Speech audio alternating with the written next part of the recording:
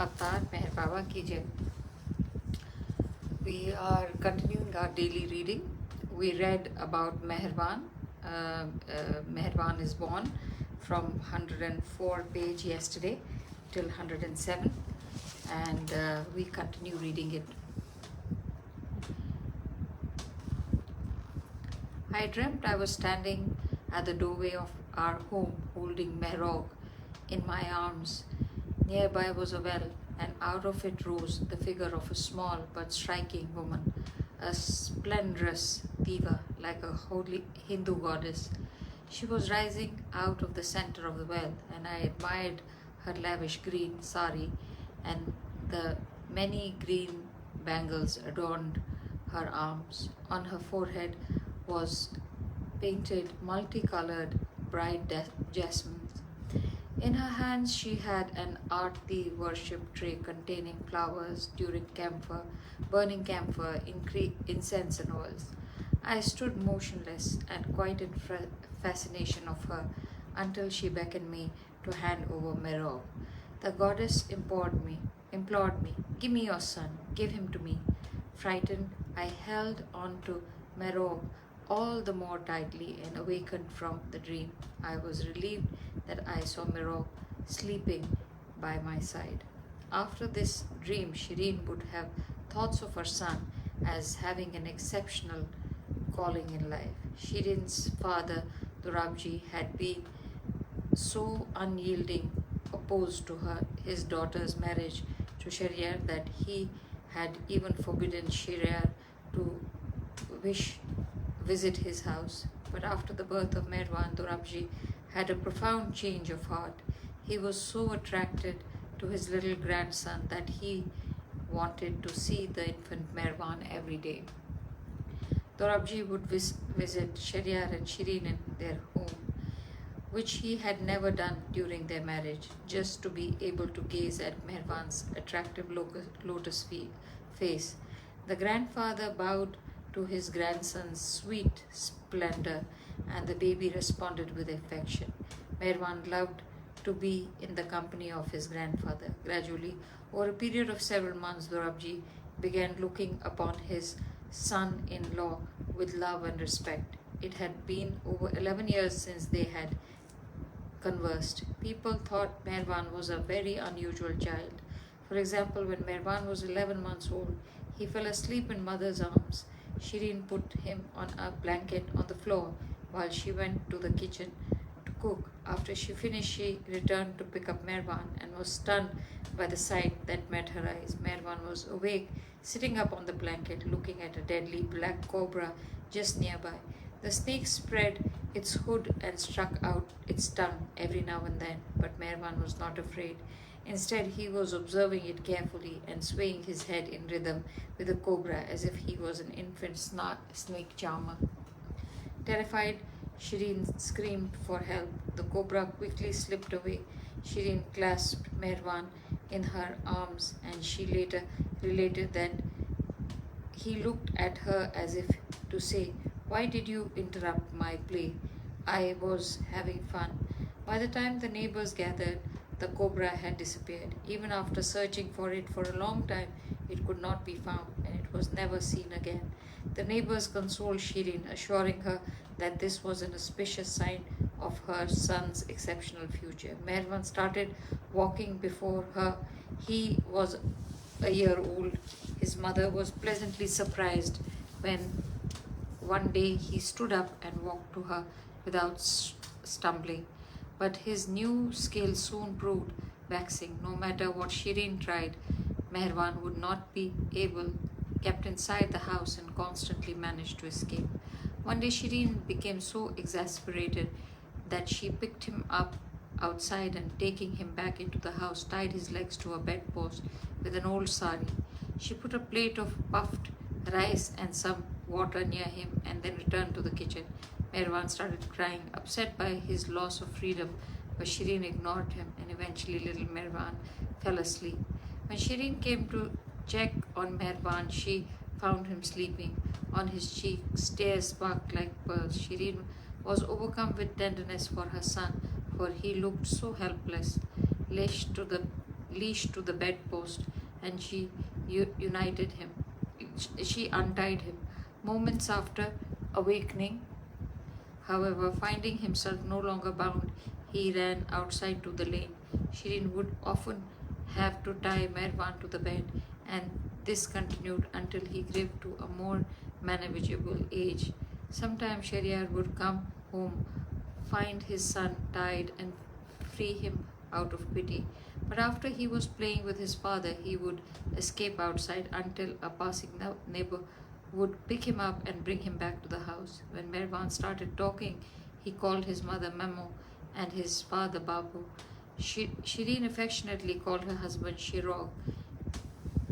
Mervan, adored by the entire neighborhood and doted upon by all, was referred to as Mirog.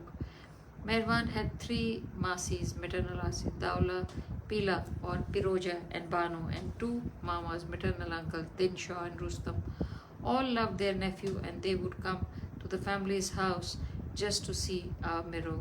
After working for several years in Bombay's Meherban paternal uncle Khodadad Kaka had returned to live in Iran. However, he would return to India for 6 months every year after Meherban was born, just to visit his young nephew. When Shirin confronted her brother-in-law, Khoda, you say you can't afford this, you can't afford that. How is it that you can now afford to come to India every year? Khodadad Kaka smiled and replied, I have to see Merog, don't I? I am his uncle, am I not? The boy's countenance was unusually charming. His sweet smile would spread gladness in the hearts of all who met him. His face shone with delight. The child was so attractive that even casual acquaintances were awed by him. The boy's golden hair was so alluring that for 5 years Shirin did not allow it to be cut. The golden locks fell on his little shoulders, and strangers would often mistake the boy for a European because fair blonde-haired children are uncommon among Persians. Although the boy was young, his mother had already started making grand plans for him. Shirin would often tell her relatives, when Merog grows up, I shall send him to England for his education. My boy will become a doctor or scientist. As a child, he was healthy except for one affliction. He had a sensitive stomach and weak bowels. His mother thought he ate the wrong things and would spank him for it. Seeing her spanking the boy one day, Shirin's sister, Daula Masi, stopped her, saying, Shirin, don't spank Merog. I cannot bear to see him cry. Shahryar never laid a hand on his son. He always knew that Meherban was the son God had promised him. The boy followed the normal course of life. When he was about 5 years old, he attended kindergarten at the Padamji Gujarati school, where he learned Gujarati ABC and basic numbers. Meherban did not like arithmetic and would complain to his father Shahryar about his school's problem. Although he was intelligent, studying mathematics became a great headache for him and became his first source of unhappiness in life. One day at the Padamji school, during an arithmetic lesson, Meherban had an overwhelming experience which he later described. I saw a great glitter of circles with tiny points in them, as if suns, moons, stars were being projected from those points. His teacher noticed that Meherban suddenly looked dazed or dizzy, and as he lost consciousness, he fell out of his chair. She rushed to him and laid him on a bench, sprinkling water to revive him. After a while, the boy regained consciousness, and his teacher asked Meherban, Are you all right? What happened? The boy muttered, hello, I saw a divine halo. The teacher could not understand what the child meant and inquired Meherban, How do you feel? Would you like to go home? I'm all right, the boy replied. I don't need to go home. But when the teacher resumed her lesson, Meherban sighed with regret, for after enjoying the Noor state or the light of God and experience of divine effulgence, here was his awful mathematics again. He thought it would have been much better if I had gone home. Once when Shirin was menstruating, according to the custom of the time, She was taking rest and keeping aloof from the family, not cooking or touching anyone. Merwan could not understand her strange behavior and would try to be near her. When he went to her room, Shirin would say, Merog, don't bother me, stay away from me. When he asked why, Shirin replied, my tummy hurts. If your tummy hurts, what's wrong if I touch you? It is not good to touch me when I am in pain. Then why do you touch me when I am in pain? Shirin became quiet, unsure how to answer her son. Merwan ran to her to embrace her, and Shirin, taking aback and upset, angrily threw a bunch of keys at him. Merwan ran away crying. Shahryar had saved his money and after some time opened a tea shop in Char Bawdi. He, Shirmai, and little Merwan lived behind the shop. They moved with Shahryar. They moved when Shahryar brought another tea shop at Quarter Gate, where he also sold cold drinks, sandalwood, and incense used by the Zoroastrians in the religious ceremonies. They lived upstairs behind Cafe Shahryar in a building which faced Quarter Gate Square, on what was then called Irvin Road. One day during this period, Merwan wanted to buy some candy, so he snuck a coin from his father's pocket. At the neighborhood store, he chose what he wanted and handed the coin to the shopkeeper. But the man returned it to him and saying, this money is no good. You have to give me back the sweets. Merwan walked home disappointed and approached his father. Babu, this money is no good. Give me some good money. Shahryar handed his son another coin and said, does this man want money that can walk? All right, take this one to him. This coin will walk. Merwan examined the coin. Puzzled by it, he asked, where are its legs? Is this a magic coin, Bobo? How can it walk? Hearing these innocent remarks, Shahryar burst out laughing and explained the expression to his son. Merwan had a mischievous side and continued to secretly sneak money from his father's pocket, but he also had a generous, kind nature, and he would give the money to beggars that came to his street. Shirin was disturbed that beggars would start knocking at the door and complain to Shahryar, telling him not to keep money in his pocket when Merwan would get at it. One day Shahryar hung his coat on a high hook, but when no one was around, Merwan climbed on the stool and grabbed some coins. Outside, he distributed the coins to a few poor men who had come to the house. Shahryar and Shirin were watching from a distance. Shirin was rebuking Shahryar about it when Merwan came in. Immediately, Shirin began scolding him. Why do you always steal money? You are a thief. Merwan turned to his father and asked, am I a thief, Bobo? Laughing, Shahryar consoled his son. No, Merog, you are not a thief. Thieves do not give money to the poor. Merwan would also steal sweets from the kitchen, leaving his mother wondering where they had gone. Despite her best efforts, she could not solve the mystery, and the sweets keep disappearing no matter where she tried to hide them.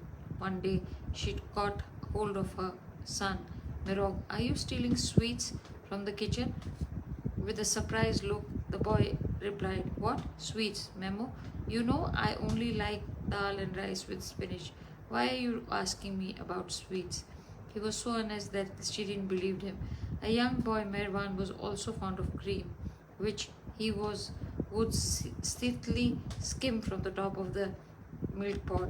He would always share the stolen goodies with his friends. Near St. Vincent High School, an old Parsi couple ran a small shop serving soft drinks, which Merwan frequented with his friend. Each time he came, the proprietress would dole out sweets to him by the handful, and he would share them with his friends. Whenever the husband was present, however, he would prevent this by ordering the boy out of the shop. The kind old woman, nevertheless, would let Merwan know that he and his friends would come around to the back door. She had a special affection for Merwan in particular. Among Merwan's boyhood friends were Abdul Ghani, a Muslim, later known as Chan Ghani Munsif. Ghani's younger brother, Abdul Khuda Dad Rustam Irani, nicknamed Khudu, Beli Jahangir Irani, who spelled his name Beli, Maya Khan, Palkiwala, and several others, most of whom were of Persian descent like himself. They comprised his neighborhood playmates, and with them Nirvan delighted in playing marbles, hide and seek, flying kites, gilli danda, and at night a game called Nighttime in the Moonlight, Bailey recalled.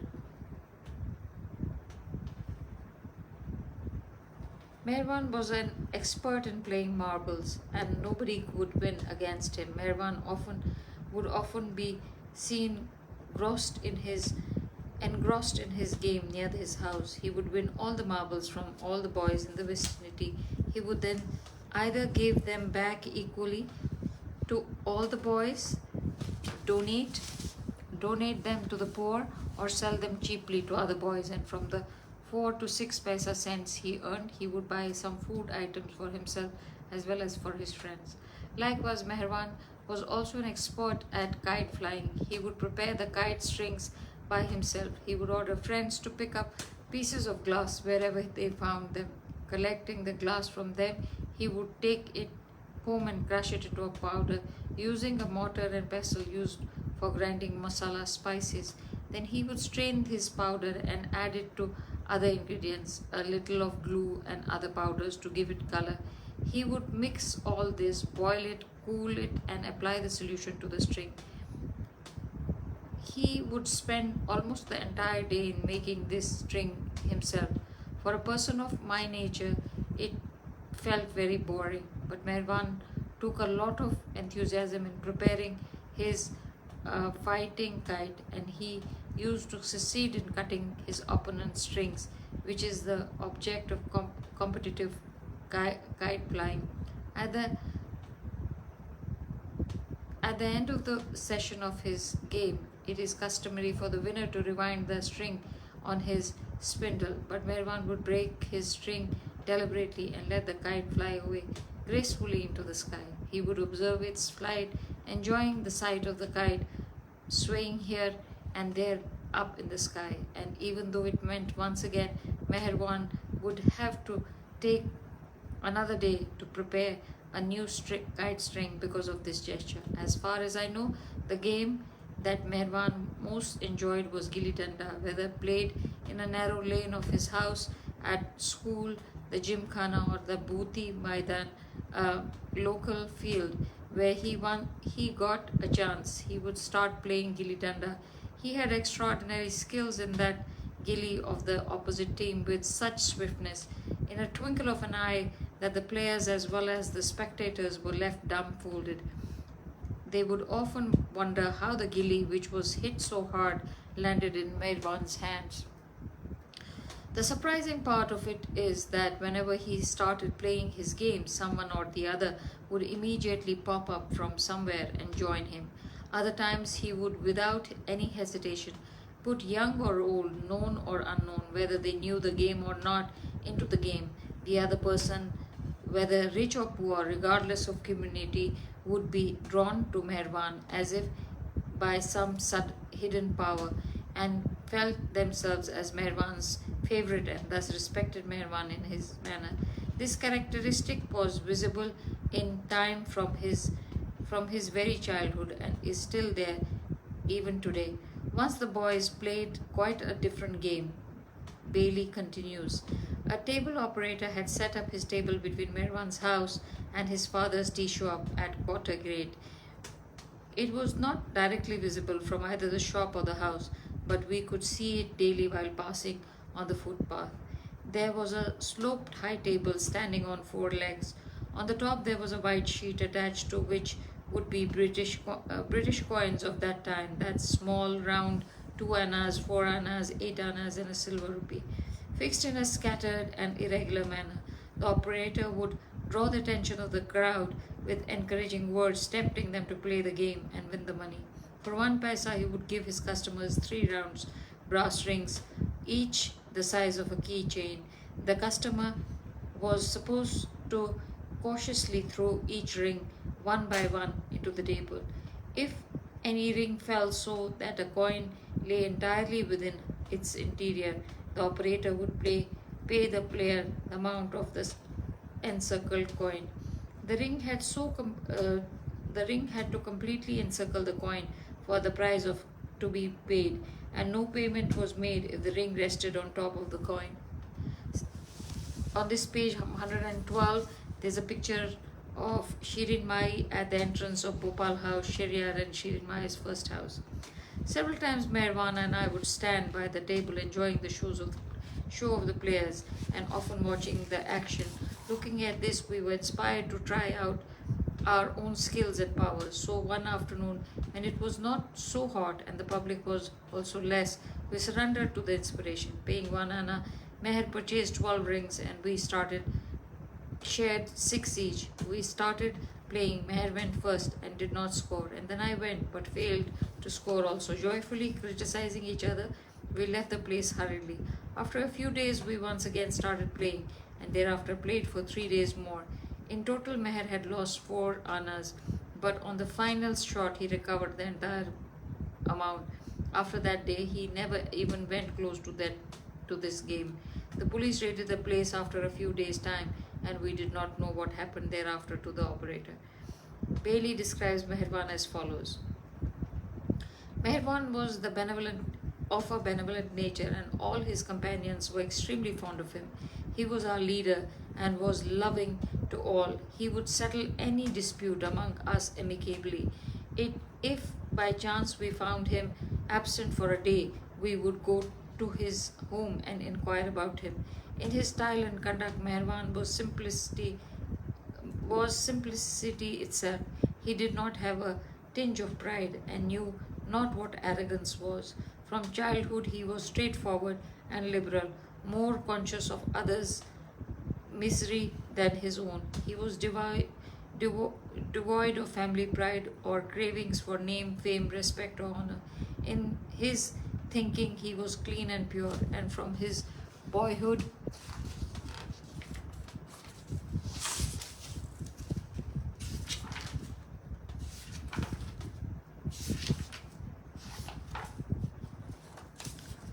he shunned the contact of girls or women, keeping himself aloof from them. He was merciful towards any injured animal, and I remember once when he found a dead sparrow in his house, he buried it with an elaborate funeral service and prayers. He was always happy and cheerful and succumbed to the wishes of those who insisted on his compliance. I never saw him find fault with anyone, and his sincere dictum was that all in one way or another were good. He chose friends who had a simple and candid nature. Rougher boys told him to shun these other company, but he would turn a deaf ear to them and continue his association. The one defect in his character, if it would be called a defect, was that he was upset or troubled. Was that if he was upset or troubled, never in his life would he confide in us. He would not open his heart to us and tell us what was in his mind. He also did not let any of us know of his suffering, and if he fell ill, he would suffer quietly and silently. As mentioned, Sheria's tea shop was located at Watergate section of Pune, and he, Shirin Mai, and little Meherwan lived above the shop. One day, Meherwan was walking down the street on his way to a nearby field. Suddenly, a herd of large water buffaloes came stampeding down the street towards him. Shirin shouted, warning to him, thinking her son was about to be crushed to death. The buffaloes charged straight towards him, but something quite miraculous occurred. Some spectators said that one moment the child was about to be trampled, but then they saw him sitting in the street and the buffaloes just avoided him, running to either side of him. Other spectators claim that one buffalo just stopped in the street and hovered over the child, protecting him from the rest that were stampeding. Others claim that at one moment they saw him trampled by the buffaloes, but the next moment they saw him safely standing on the other side of the street as the herd charged by. Whatever the true account, all were astounded by Meherwan's miraculous escape. Shariar and Shirin Mai were destined to have 9 children, 7 sons and 2 daughters. Of these, 3 died in childhood. One son named Shirmun at 7 months, another son named Jahangir at 2 years, and a daughter named Freni who died of a plague in 1902 and at the age of 7. However, a short time later, Freni died. The family's grief was lessened when a new brother was born named Jal on 15th September 1902. Also in September of 1902, Meherwan, at the age of 8, was admitted to the Sardar Khan Dastur Naushirwan Zoroastrian school in the camp cantonment area of Pune. Although in the Padamji school, boys and girls were taught separately. In this school, classes were co-educational. This was Meherwan's first co-educational experience and he did not like it. When he went home for lunch the very first day he refused to go back in the afternoon. Despite entreaties from his mother, he would not reveal the reason for his attitude. Later that same day, when Jumshed came home, he revealed that because of the presence of girls in the class, Meherwan did not want to go to school. Shirin confronted him, but he would not listen. When Shirin came home that evening, he also prevailed upon Meherwan to go back. When Shariar came home that evening, he also prevailed upon Meherwan to go back. He argued with his son, "If you do not go to school now, years will pass by in vain without learning. If you do not like the company of girls, you can avoid them, but you have to go to school." So Meherwan resumed attendance the next day. Meherwan was shy before girls. If any occasion rose when he had to speak with a girl, he would stare at the floor while talking to her. Generally, he shied away from this association. Meherwan concentrated on his studies and took an avid interest in games and sports at school. He was a good athlete and especially loved cricket. He always gave his utmost to whatever game or sport he was playing. He was also a fast runner. Although he was not the most intelligent student of the class, Meherwan impressed his teachers with his moral conduct. For his exemplary conduct, he was often praised to the principal and his parents. Once after lunch, Meherwan returned to school early.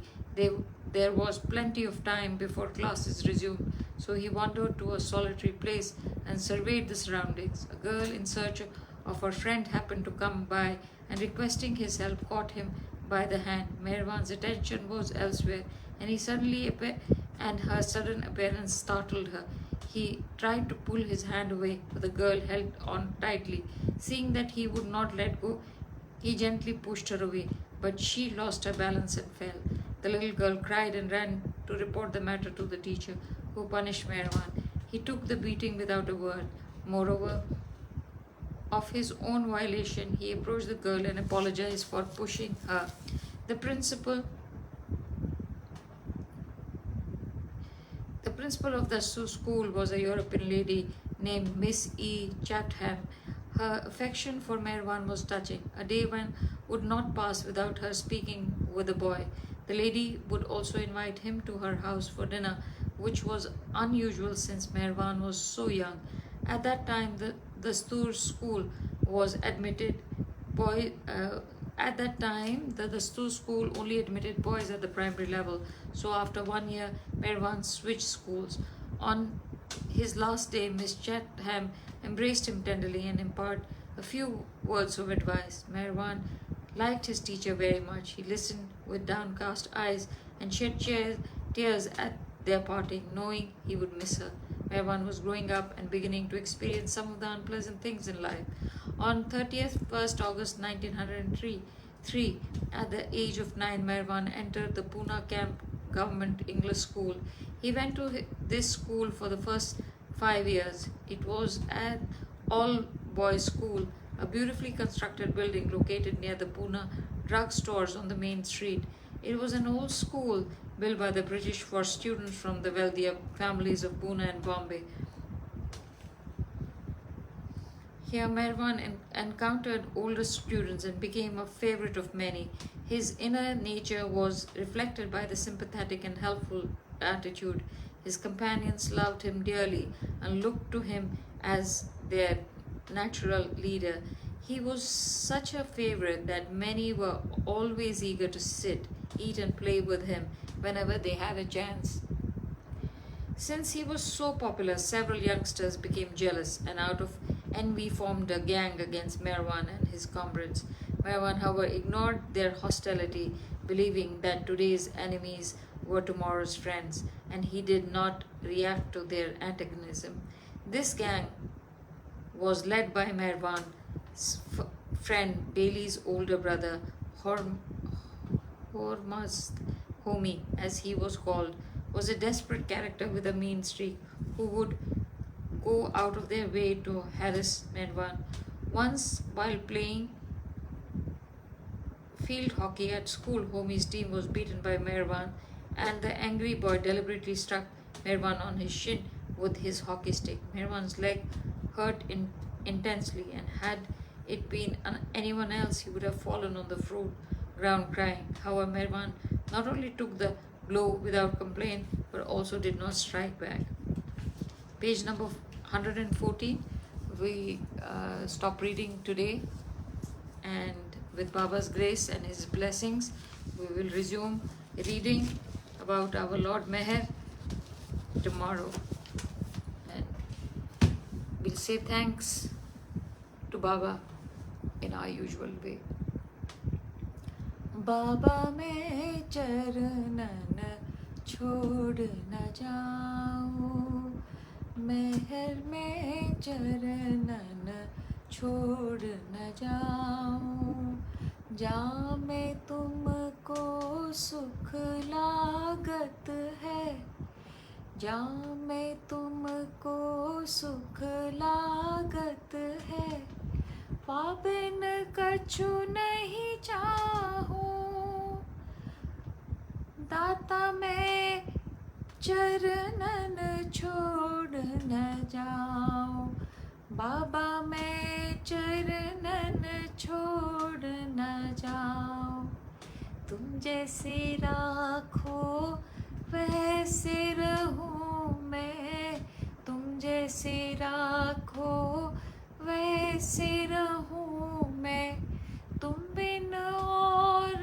न चाहो कछु मैं, तुम बिन और न चाहो कछु मैं हर जपो निरंतर, बाबा बाबा जपो निरंतर, तुम बिन तुम पर वारी वारी जाओ, बाबा मैं चरणन छोड़ न जाओ, मेहर में चरणन छोड़ न जाओ। अवतार मेहर बाबा की जय। गुड नाइट बाबा, गुड नाइट एवरीबॉडी। अवतार मेहर बाबा की जय, अवतार मेहर बाबा की जय, अवतार मेहर बाबा की जय।